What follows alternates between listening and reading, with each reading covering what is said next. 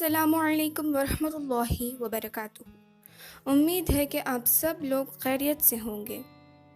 ہم رمضان المبارک کے 2 عشرے جو ہے وہ کمپلیٹ کر چکے ہیں، اور یہ جو آخری عشرہ بچا ہے اس کی بڑی ہی فضیلت ہے۔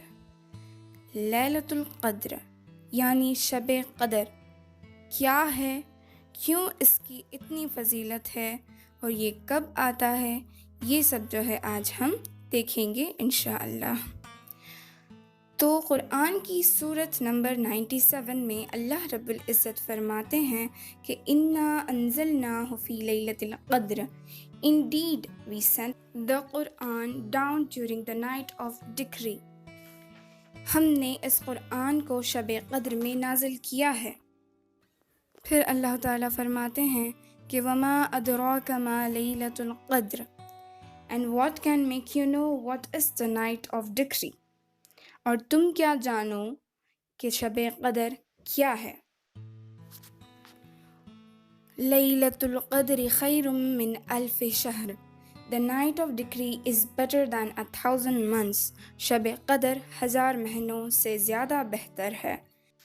پھر اللہ تعالیٰ فرماتے ہیں تنزل الملائکۃ والروح فیہا بإذن ربہم من کل امر The angels and the spirit descend therein by permission of their Lord for every matter۔ اس میں ہر کام کے سر انجام دینے کو اپنے رب کے حکم سے فرشتے اور روح اترتے ہیں۔ پھر فرماتے ہیں سلام ہی حتی مطلع الفجر Peace it is until the emergence of dawn۔ اور وہ رات سراسر سلامتی ہے طلوع فجر تک۔ شب قدر جو ہے وہ رمضان کے مہینے میں آتی ہے۔ اس کے لیے ہم سورہ بقرہ کی 185 آیت اٹھا کر دیکھیں تو پتہ چلے گا کہ اللہ تعالیٰ نے فرمایا ہے شہر رمضان الذی انزل فیہ القرآن، یعنی رمضان وہ مہینہ ہے جس میں قرآن نازل کیا گیا۔ اس سے یہ معلوم ہوتا ہے کہ پہلی مرتبہ جب جبرائیل علیہ السلام حضور اکرم صلی اللہ علیہ وسلم کے پاس وحی لے کر آئے تھے غار حرا میں، وہ رمضان کی رات تھی، رمضان المبارک تھا وہ مہینہ۔ لیلۃ القدر کو جو ہے اللہ تعالیٰ نے سورہ قدر سورہ نمبر 97 جو میں نے ابھی تلاوت کی تھی اس میں شب قدر بتایا ہے، تو سورہ دخان آیت نمبر 3 میں اسی رات کو اللہ نے مبارک رات یعنی برکت والی رات بتایا ہے۔ اب ہمیں یہ پتہ چل گیا ہے کہ یہ رات جو ہے رمضان میں آتی ہے، لیکن کب، کون سی رات ہے؟ رمضان کے جو 29 یا 30 نائٹس ہوتے ہیں اس میں کون سا رات جو ہے وہ لیلۃ القدر یا شب قدر کہلاتا ہے؟ اس چیز کو ہم حدیث کی روشنی میں اس طرح پاتے ہیں کہ حضرت عائشہ رضی اللہ تعالی عنہا کی روایت ہے کہ رسول اللہ صلی اللہ علیہ وسلم نے فرمایا شب قدر کو رمضان کی آخری 10 راتوں میں سے طاق رات میں تلاش کرو۔ یہ بخاری اور مسلم کی روایت ہے۔ حضرت عائشہ رضی اللہ تعالی عنہا اور حضرت عبداللہ بن عمر رضی اللہ تعالی عنہ کی یہ بھی روایت ہے کہ رسول اللہ صلی اللہ علیہ وسلم نے تعزیزت رمضان کی آخری 10 راتوں میں اعتکاف فرمایا ہے۔ اس سے ہمیں یہ پتہ چلتا ہے کہ ہمیں لیلۃ القدر کا ایگزیکٹ ڈیٹ جو ہے وہ پتہ نہیں ہے، اور ہمیں اس کو ڈھونڈنا چاہیے۔ وہ کب؟ آخری 10 راتوں کی طاق رات میں۔ سورۃ القدر کی 3 آیت میں اللہ تعالیٰ نے فرمایا ہے کہ شب قدر 1000 مہینوں سے زیادہ بہتر ہے۔ مفسرین نے بالعموم اس کے معنی یہ بیان کیے ہیں کہ اس رات کا عمل خیر 1000 مہینوں کے عمل خیر سے افضل ہے جن میں شب قدر شمار نہ ہو۔ اس میں شک نہیں کہ یہ بات اپنی جگہ درست ہے، اور رسول اللہ صلی اللہ علیہ وسلم نے اس رات کے عمل کی بڑی فضیلت بیان کی ہے۔ چنانچہ بخاری و مسلم میں حضرت ابو ہریرہ رضی اللہ تعالیٰ عنہ کی روایت ہے کہ حضور اکرم صلی اللہ علیہ وسلم نے فرمایا جو شخص شب قدر میں ایمان کے ساتھ اور اللہ کی اجر کی خاطر عبادت کے لیے کھڑا رہا اس کے تمام پچھلے گناہ معاف ہو گئے۔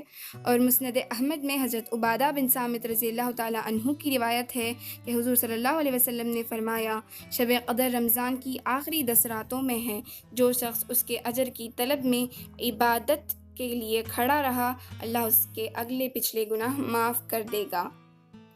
یعنی اس رات کو کیے گئے عبادات جو ہے وہ 1000 مہینوں میں کیے گئے عبادات سے افضل ہے۔ اسی صورت کے آیت نمبر 4 میں اللہ تعالیٰ نے فرمایا ہے کہ اس میں ہر کام کے سر انجام دینے کو اپنے رب کے حکم سے فرشتے اور روح اترتے ہیں۔ یہاں روح سے مراد جو ہے جبریل امین ہے۔ اس رات میں فرشتوں کے اترنے کے 2 مقصد ہوتے ہیں، ایک کہ جو بندہ اللہ کی عبادت میں مشغول ہے اس کے لیے رحمت کی دعا کرتے ہیں، دوسرا آیت کریمہ میں ہی بتایا گیا ہے کہ اللہ اس رات کو فرشتے کے حوالے جو ہے وہ سال بھر کے فیصلے کر دیتا ہے تاکہ وہ اپنے اپنے وقت پر ان کی تعمیل کرتے رہیں۔ سورت کی آخری آیت میں اللہ تعالیٰ نے جو بات بتائی ہے اس کا مطلب یہ ہے کہ وہ رات شام سے صبح تک پوری خیر ہی خیر ہے، ہر شر اور فتنے سے پاک ہے۔ اب جو ہے وہ ہمیں اس رات کی فضیلت کا پتہ چل چکا ہے اور اس رات کو کس طرح اور کب ڈھونڈنا ہے یہ بھی ہمیں جو ہے وہ پتہ چل چکا ہے۔ تو ہم اب دیکھیں گے کہ ان راتوں کا جو ہے وہ ہم پورا فائدہ کس طرح اٹھا سکتے ہیں۔ پہلی چیز جو ہے وہ اعتکاف۔ ابھی ہم نے ایک حدیث دیکھی تھی جس میں حضرت عائشہ رضی اللہ تعالیٰ عنہا اور حضرت عبداللہ بن عمر رضی اللہ تعالیٰ عنہ کی روایت تھی کہ حضور صلی اللہ علیہ وسلم نے تعزیز رمضان کی آخری 10 راتوں میں جو ہے وہ اعتکاف فرمایا کرتے تھے۔ اس سے یہ پتہ چلتا ہے کہ حضور اکرم صلی اللہ علیہ وسلم لاسٹ عشرہ میں جو ہے وہ اعتکاف فرمایا کرتے تھے، تو ہم بھی اس چیز کی پوری کوشش کریں گے انشاءاللہ۔ تو دوسری چیز جو ہے وہ صلاۃ التسبیح۔ صلاۃ التسبیح کی بڑی فضیلت ہے اور ثواب بھی ہے۔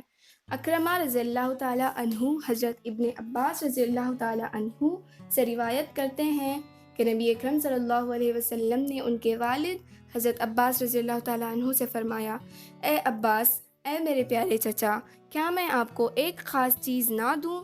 کیا میں آپ کو 10 ایسی چیزیں نہ بتاؤں کہ اگر آپ انہیں پورا کر لیں تو اللہ تعالیٰ آپ کے شروع اور آخر کے، پرانے اور نئے، عمدن کیے ہوئے اور غلطی سے کیے ہوئے، چھوٹے بڑے، اعلانیہ اور پوشیدہ تمام گناہ معاف کر دیں؟ اس کے بعد آپ صلی اللہ علیہ وسلم نے صلاۃ التسبیح کی تفصیل بیان کی، پھر فرمایا، اگر آپ یہ نماز ہر روز پڑھ سکتے ہوں تو پڑھیے، اگر ہفتہ میں 1 مرتبہ پڑھ سکتے ہو تو پڑھیے، اگر سال میں 1 ہی مرتبہ پڑھ سکتے ہو تو بھی پڑھیے، اور اگر عمر بھر میں 1 ہی مرتبہ پڑھ سکتے ہو تو بھی پڑھ لیجیے۔